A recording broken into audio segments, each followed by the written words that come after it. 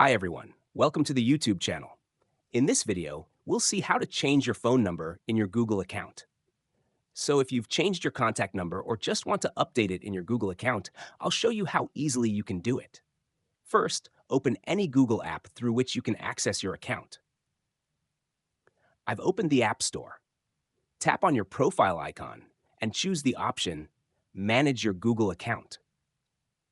It will take a moment to load, and then you'll be taken to your Google account settings.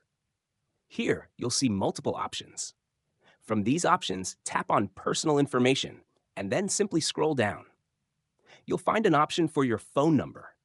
Tap on it and you'll be redirected to a page where you can manage it.